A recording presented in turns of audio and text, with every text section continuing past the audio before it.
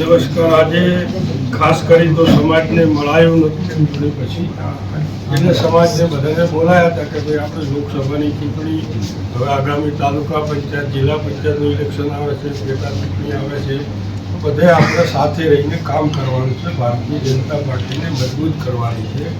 અમુક માણસો જે છે એમને ગમે એમ કરીને ભાગલા પડે, પાર્ટીનું કોઈ નુકસાન કરે એવું કોઈ કે એ વાતમાં ના આવતા આપણે એક થઈને જે સમર્થન આપ્યું છે, તો ભારતીય જનતા પાર્ટીમાં બધા તમે લોકસભામાં રહ્યા જ છે, પણ કોકના કોક માણસોએ આડાઅવળું વાતાવરણ કર્યું આમ છે તેમ છે, બાકી સારી મદદ કરી છે. અને આગામી ઇલેક્શનોમાં પણ એક રહીને ભારતીય જનતા પાર્ટીને મજબૂત કરો એ જ બધાને સંદેશ આપવા બોલાયા હતા. અને ખાસ કરીને માર્કેટમાં પણ થોડોક વિવાદ ચાલતો હતો, એ પણ વાત કરી કે ભાઈ મારા માટે ગાડીની કઈ વાત આવી આપના માધ્યમથી, તો ગાડી ઠરાવ કરીને લાવી છે. આપણા પાર્લામેન્ટના ઇલેક્શન પહેલા ઠરાવ સર્વાનુમતે કર્યો, ચૂંટણી આવી એટલે આપણે રહેવા દીધું, હવે ચૂંટણી પતી ગયા પછી લાવશું.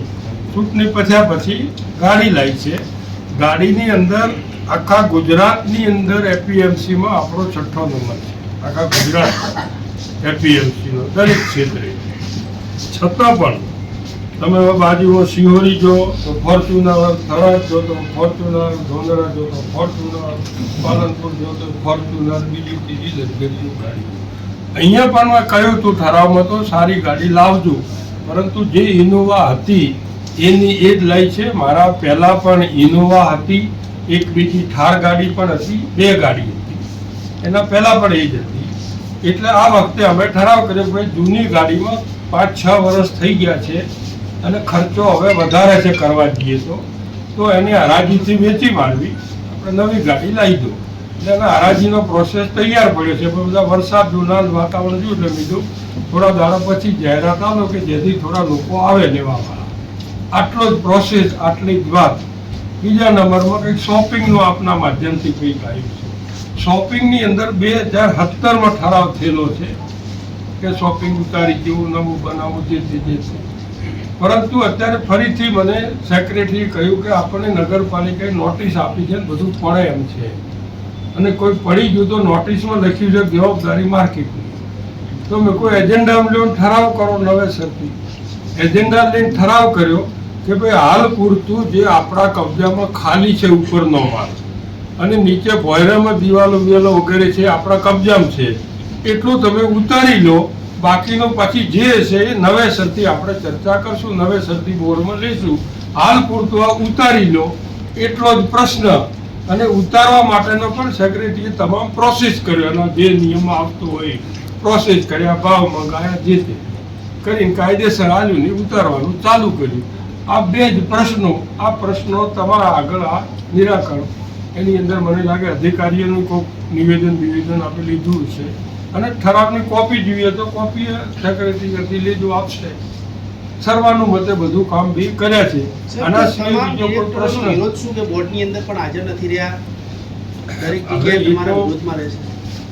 વિરોધ શું છે એ તો કે તો ખબર પડે. આ 2 મુદ્દા હતા મેં વાત કરી, એમાં બધા જ ભારતીય જનતા પાર્ટીના મેન્ડેટ પર હું ને એ બધા જ મેન્ડેટ પર છીએ.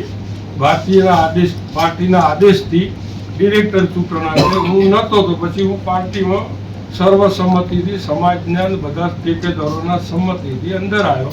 અને પાર્ટીએ કહ્યું, કારણ કે માવજીભાઈ 2 ટર્મ રહેલા હતા એટલે ચેરમેન ન થઈ શકે, હું હોય તો હું ન રહી શકું. નવા કાયદામાં 2 ટર્મ ચેરમેન રહ્યા હોય, ત્રીજી ટર્મ ન રહી શકે. એટલે પાર્ટી કહ્યું કે તમે આ જવાબદારી સંભાળો. તો એવું જવાબદારી સંભાળો. બધા મેમ્બરો બીજા બધા જ કોઈ દાડો કોઈ વિવાદ મગજમારી થયો નથી.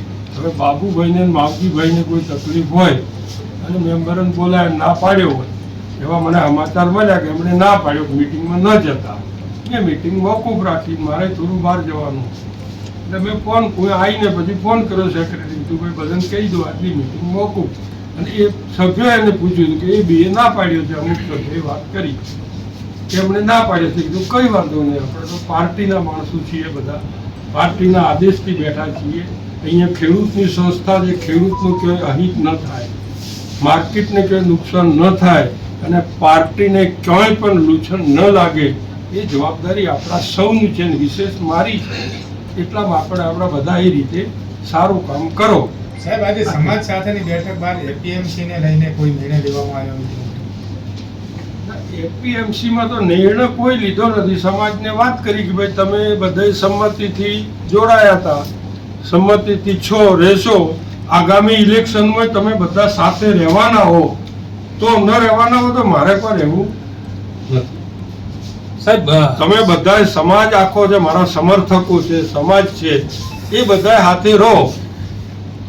તો હું રકી એટલો શું કરો કે અવાજી કીધું કે અમે પાર્ટી સાથે છીએ, આગામી ઇલેક્શનોની અંદર પણ સમગ્ર જિલ્લો તમારી સાથે છે અને પાર્ટીને, ભારતીય જનતા પાર્ટીને મજબૂત કરવા માટે પૂરેપૂરી અમારી તાકાતથી સમર્થન કરશે. સાહેબ, CR પાટીલ સાહેબના મેન્ડેટથી આપ ચેરમેન બન્યા છો અને એ મેન્ડેટ અમલમાં છે, પાર્ટી પાર્ટીમાં છે. આ મેન્ડેટની અવગણના થઈ હતી જે રીતે ડિરેક્ટરો ગેરહાજર રહ્યા છે. જિલ્લા સંગઠન, પ્રદેશ સંગઠનમાં આપે આ મતલબની કોઈ ફરિયાદ કરી છે? ફરિયાદ નથી કરી, આપના માધ્યમથી બધાને જાણ થઈ છે. આપના મિત્રોના માધ્યમથી, છાપા મીડિયાથી બધી અમને જાણ થઈ છે. પાર્ટી ટોટલ સાથે છે.